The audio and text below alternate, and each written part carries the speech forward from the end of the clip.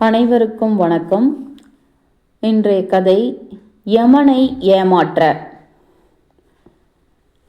மோங்காங் ஷோனின் என்ற மகானான புத்த பிஷு தான் எழுதியுள்ள கியோ ஜியோ ஷிங்ஷோ என்ற கிராந்தியத்தில் பின்வருமாறு எழுதுகிறார்.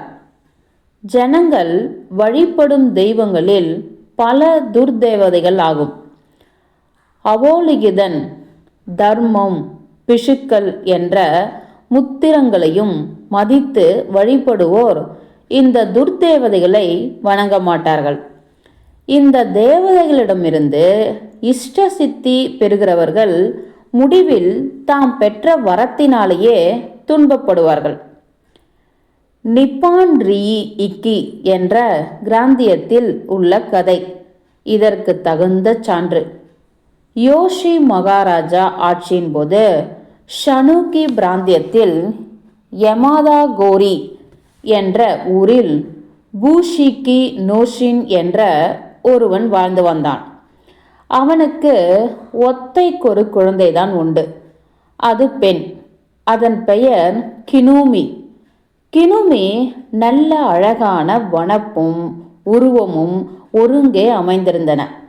அவளுக்கு வயது 18 ஆனபோது தேசத்தில் ஒரு கொடிய தொற்று நோய் கண்டது. அவளுக்கும் அந்த நோய் வந்தது. அவளுடைய பெற்றோரும் உறவினரும் ஒரு துர்தேவதையை வணங்கி அவள் உயிரை காப்பாற்றும்படி வரம் கேட்டார்கள். பல நாட்கள் மயங்கி கிடந்த பெண் தெளிந்து ஒரு நாள் மாலை தான் கண்ட கனவை சொன்னாள். அந்த துர்தேவதை தன் முன் தோன்றி பின்வருமாறு சொல்லியதாம்: உன்னுடைய பெற்றோர்கள் உருக்கமாக என்னை வழிபட்டதனால உன்னை காப்பாற்ற விரும்புகிறேன்.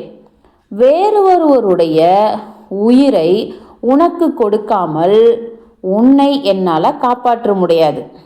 உன் பெயருள்ள பெண் யாரும் உனக்கு ஞாபகம் வருகிறதா என்று அந்த தெய்வம் கேட்டது.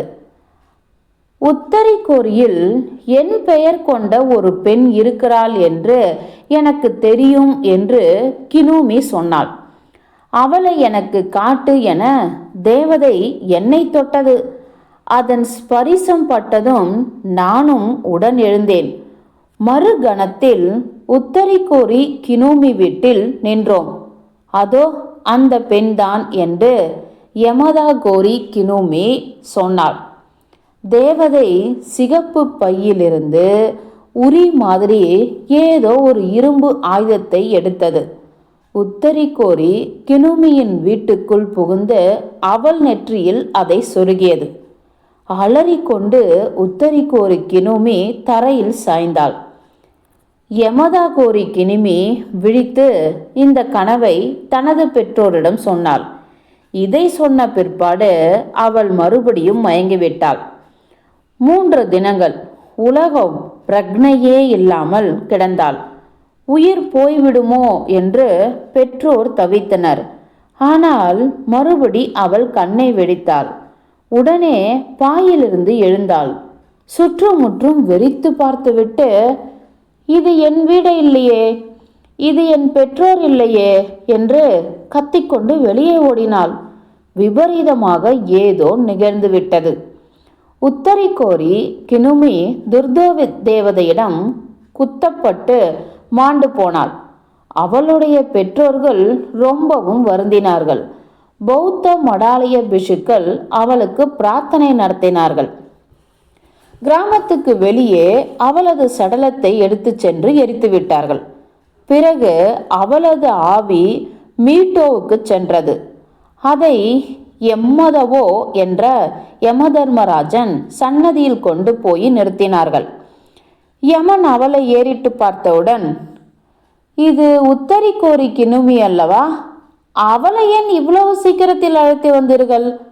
ஷபலோகத்துக்கு, அதாவது மானிட உலகத்துக்கு அவளை உடனே அனுப்பிவிட்டு யமதா கோரி கினுமியின் உயிரை கொண்டு வாருங்கள் என்று உத்தரவிட்டான். உத்தரிக்கோரி கினுமி யமதர்மன் காலில் விழுந்து, தர்மராஜா, நான் மாண்டு 3 நாட்கள் கழிந்து விட்டதே, என்னுடைய உடம்பை எரித்து விட்டிருப்பார்களே. என்னை ஷாபா உலகத்துக்கு அனுப்பினால் நான் என்ன செய்வேன்? என் உடம்பு சாம்பலாகிவிட்டதே, எனக்கு இனி உடம்பேது என்று அழுதாள். யமதர்மன் சொன்னான், பெண்ணே, கவலைப்படாதே. யமதாகோரி கினுமியின் உடம்பை உனக்கு கொடுக்கிறேன். அவள் உயிரை தான் இங்கு கொண்டு வர வேண்டும். உடம்பு எரிந்து போய்விட்டதே என்று கவலைப்படாதே.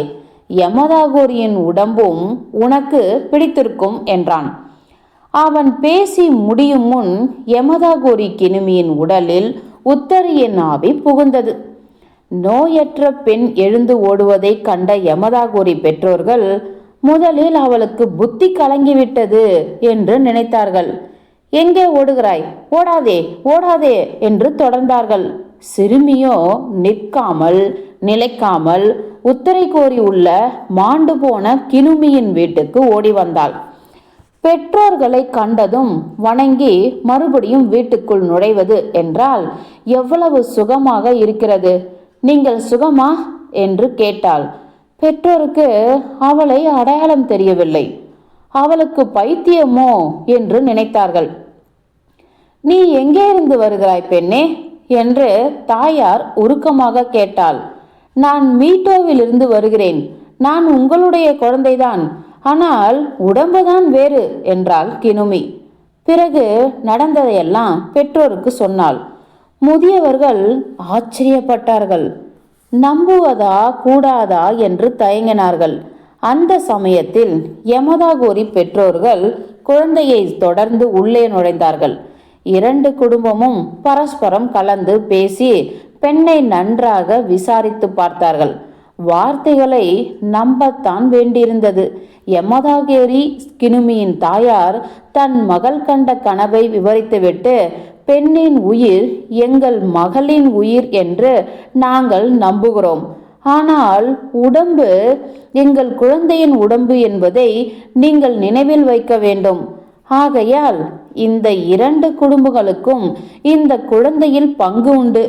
இனிமேல் இந்த இரண்டு குடும்பத்தின் குழந்தையாக நாம் இவளை மதிக்க வேண்டும் என்றாள். உத்தரிகோரி பெற்றோர் இதற்கு இணங்கினார்கள். கினுமிக்கு இவ்விரண்டு குடும்பங்களின் சொத்தும் கிடைத்தது என்று எழுதி வைத்திருக்கிறார்கள். முற்றும்.